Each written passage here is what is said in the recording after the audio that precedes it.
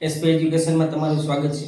આપણે ધોરણ 10 નું જે મેથ્સ નું ચેપ્ટર નંબર 2 એટલે કે બહુપદીનો આપણે સ્વાધ્યાય 2.2 છે એના આપણે બે દાખલા આગળના ભાગમાં ગણેલા.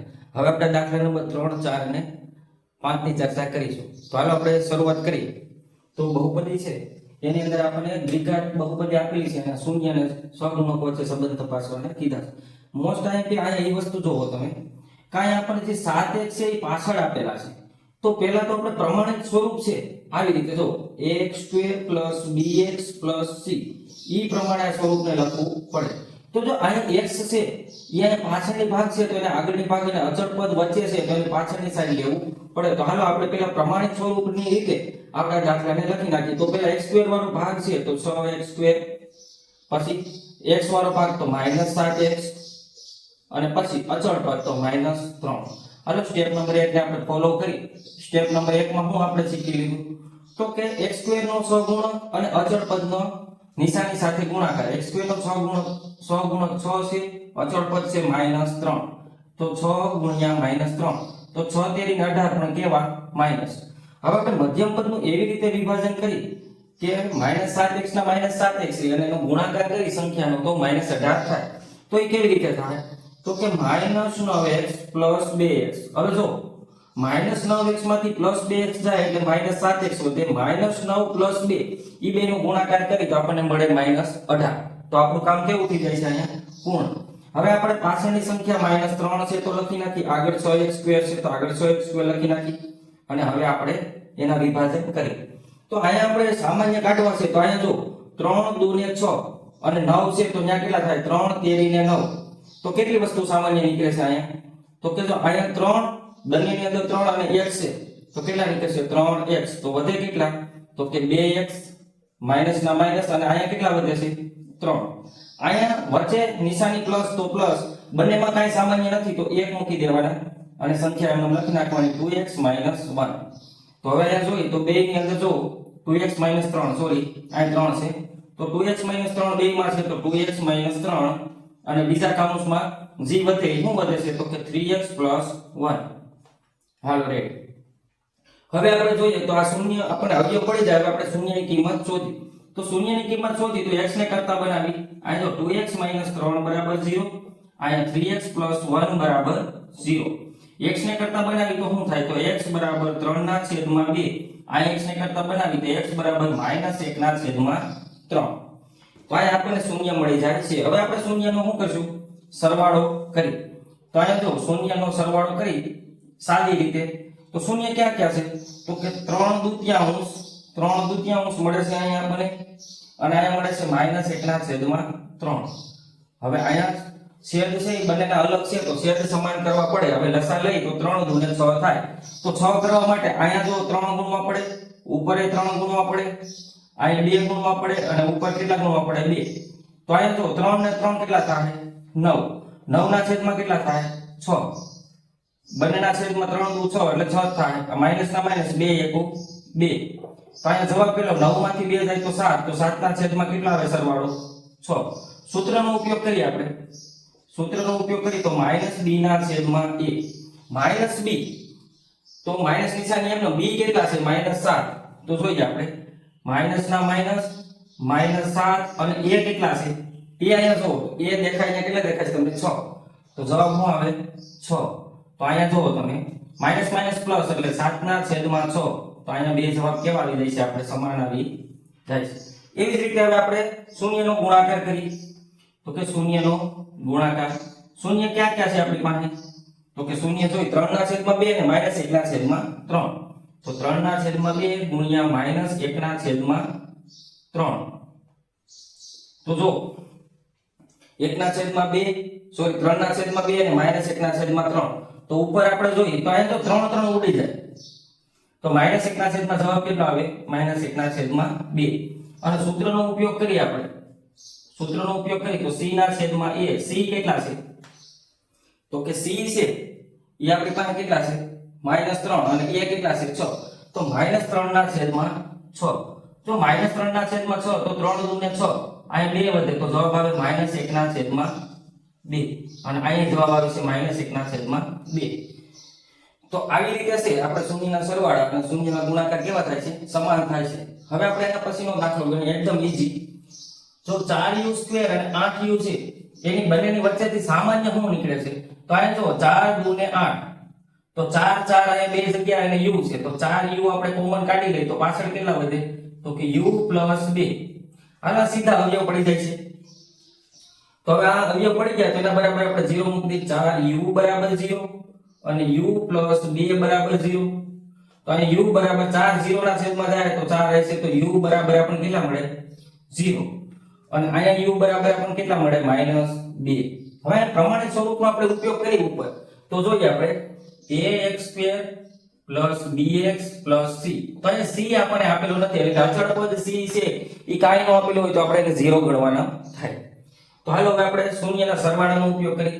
શૂન્યના સરવાળા કરીએ આપણે તો 1 0 0 છે અને 1 0 છે આપણી પાસે -2, તો જવાબ આવે કેટલો? -2. સૂત્રનો ઉપયોગ કરીએ આપણે. સૂત્રનો ઉપયોગ કરી તો -b/a. હવે માઈનસના માઈનસ અને b બરાબર કેટલા છે? અહીંયા જો b બરાબર કેટલા છે? 8. b બરાબર કેટલા છે? 8. અને a બરાબર કેટલા છે? અહીંયા 4. a બરાબર છે 4. તો 8 ભાગ્યા 4 અને માઈનસના માઈનસ તો અહીંયા જવાબ આપણને મળે -2 અને અહીંયા કેટલો મળે? -2. હવે શૂન્યનો ગુણાકાર કરીએ આપણે. શૂન્યનો ગુણાકાર કરી તો શૂન્ય આપણી પાસે 1 છે 0 અને 1 છે -2. 0 ગુણ્યા -2 એટલે શૂન્ય કેટલા મળે આપણને? શૂન્યનો ગુણાકાર કેટલો મળે? 0. અને સૂત્રનો ઉપયોગ કરી તો સૂત્રની મદદથી આપણને સૂત્ર આવડે છે c/a. c કેટલા છે? તો c અહીંયા કાંઈ નથી તો 0 છે અને a કેટલા છે? 4. તો 0/4 એટલે 4. તો ગુણાકાર એ બંનેના કેવા આવે છે? સમાન. દાખલા નંબર 5. તો દાખલા નંબર 5 છે આપણે નિત્યસમનો ઉપયોગ કરીશું. આ t² છે, t² છે એ t² ના t² માઈનસના માઈનસ આ વર્ગમૂળ 15 લખું તો હું કૌંસ ઉપર શું લખી શકું? x² લખી શકું. તો અહીંયા આ નિત્યસમનો ઉપયોગ થાય છે. x² - y² કૌંસમાં x - y અને કૌંસમાં બીજા કૌંસમાં x + y. તો જો આવી રીતનું મેં એક સ્વરૂપ બનાવેલું આ છે, આને હું વર્ગમૂળમાં લખું એટલે એની ઉપર વર્ગ લખી આપું તો આ સ્વરૂપ છે x² - y² જેવું થાય છે. તો એનો જવાબ આવે x - y અને x + y. તો હવે આપણે આવી રીતે આના અવયવ પાડીએ તો અવયવ જુઓ તમે t - વર્ગમૂળ 15 અને t + વર્ગમૂળ 15. આ બે અવયવ પડી જાય છે. હવે આપણે એના બરાબર શું કરવાનું? 0 મૂકી દેવાના. તો t - વર્ગમૂળ 15 = 0 અને t + વર્ગમૂળ 15 = 0. તો અહીંયા આપણને t = વર્ગમૂળ 15 અને t = વર્ગમૂળ 15 મળે. હાલો હવે આપણે આને પ્રમાણિત સ્વરૂપ ઉપર લખી તો અહીંયા શું થાય છે? x² + bx + c. જો c છે અચળ પદ છે, x² વાળું પદ છે પણ bx વાળું પદ છે નહીં, તો અહીંયા b કાંઈ નથી તો આપણે શું લઈ લેવાનું? 0. તો હાલો પહેલા તો શૂન્યનો સરવાળો કરીએ આપણે. શૂન્યનો સરવાળો કરી તો શૂન્ય મળે છે આપણને √15 - √15 એટલે કેટલા થાય? 0. અને સૂત્રનો ઉપયોગ કરીએ આપણે તો સૂત્ર થાય -b/a માઈનસના માઈનસ અને b કેટલા છે આપણી પાસે? અહીંયા જો b કાંઈ નથી તો કેટલા હોય? 0. અને 0/a એટલે 1. અહીંયા t² નો સહગુણક કાંઈ નથી તો 1 છે.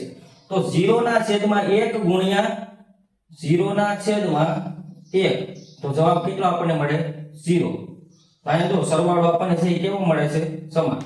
આગળ આપણે જોઈએ શૂન્યનો ગુણાકાર. હવે જોઈએ તો જો શૂન્યનો ગુણાકાર કરીએ આપણે શૂન્યનો ગુણાકાર તો આપણને વર્ગમૂળ 15 ગુણ્યા વર્ગમૂળ 15 ગુણ્યા -વર્ગમૂળ 15 કેવા? -વર્ગમૂળ 15 તો આપણને વર્ગમૂળ 15 ગુણ્યા વર્ગમૂળ 15 કરીએ એટલે 15 થઈ જાય અને માઈનસના માઈનસ એટલે જવાબ મળે આપણને -15. તો આપણને જવાબ કેટલો મળે? -15. અને સૂત્રનો ઉપયોગ કરી તો c/a. હાલો હવે c ની વાત કરી તો c બરાબર -15 અને a બરાબર 1. તો c ની જગ્યાએ -15 અને a ની જગ્યાએ 1 એટલે આપણને જવાબ મળે -15. તો આવી રીતે જો અહીંયા શૂન્યનો ગુણાકાર પણ કેવો થાય છે? સમાન થાય છે. તો આવી રીતે છે આપણે દાખલા નંબર 3 4 અને 5 આપણે જોયા. છેલ્લો દાખલો આપણે સ્વાધ્યાય છે એનો 2.2 નો ભાગ પહેલાનો દાખલા નંબર 6.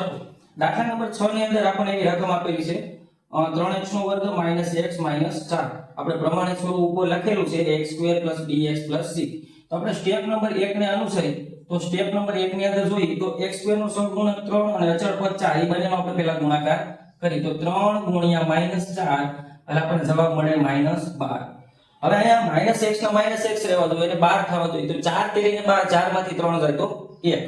તો હવે જોઈએ આપણે અહીંયા જો માઇનસ 4x પ્લસ 3x અને માઇનસ 4 ના માઇનસ 4 અને આગળ છે 3x સ્ક્વેર. હવે આપણે બબેના ભાગ પાડી તો આની અંદર સામાન્ય શું નીકળે છે તો કે ખાલી x નીકળે છે તો વધે શું તો કે 3x 4 અહીંયા વચ્ચે નિશાની પ્લસ છે આમાંથી કાંઈ સામાન્ય નથી નીકળતું તો 1 અને અહીંયા વધે 3x 4. હવે અહીંયા જો તો બે કામો સમાન છે તો એને આપણે સામાન્ય લઈ લઈએ 3x 4 અને બીજા કૌંસમાં વધે લખી x 1 તો શું વધે x 1.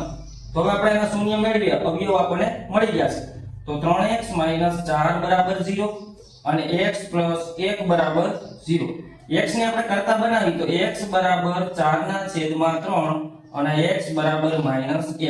તો અહીંયા આપણને બે અવયવ મળે 4 ના છેદમાં 3 અને -1. હવે આપણે એનો સરવાળો કરી તો કે શૂન્યનો સરવાળો કરીએ આપણે તો કેટલો છે 4 ના છેદમાં 3 4 ના છેદમાં 3 અને -1. હવે લસા લેવો પડે છેદ સમાન કરવાના લસા લેવો એટલે અહીંયા 3 હોય કરવા પડે તો ઉપર નીચે આપણે 3 ગુણી નાખી તો બંનેના છેદ સમાન થઈ ગયા 3 ના 3 અને 4 ના 4 1 ગુણ્યા 3 એટલે 3 -3. તો આવી રીતે 4 માંથી 3 જાય તો 1 અને છેદમાં 3. તો આપણને અહીંયા સરવાળો છે એ કેટલો મળે છે 1 ના છેદમાં 3. હવે સૂત્રની મદદથી આપણે સરવાળો કરી તો સૂત્રનું શું છે આપણે -b ના છેદમાં a માઈનસ ના માઈનસ b ની કિંમત આપણે જોઈએ અહીંયા તો b ના જો x નો સહગુણક b છે આ x નો સહગુણક કાઈ નથી તો 1 હોય નિશાની માઈનસ છે તો -1 અને a બરાબર 3. તો અહીં શું થાય -1 અને a બરાબર 3 તો માઈનસ માઈનસ પ્લસ 1 ના છેદમાં 3 તો સરવાળા સૂત્રની મદદથી અને સાદી રીતે કેવો થાય છે સમાન થાય છે. હવે આપણે જોઈએ શૂન્યનો ગુણાકાર તો શૂન્ય છે ક્યાં ક્યાં છે આપણી પાસે તો કે શૂન્ય બે છે 4 ના છેદમાં 3 અને ગુણ્યા -1.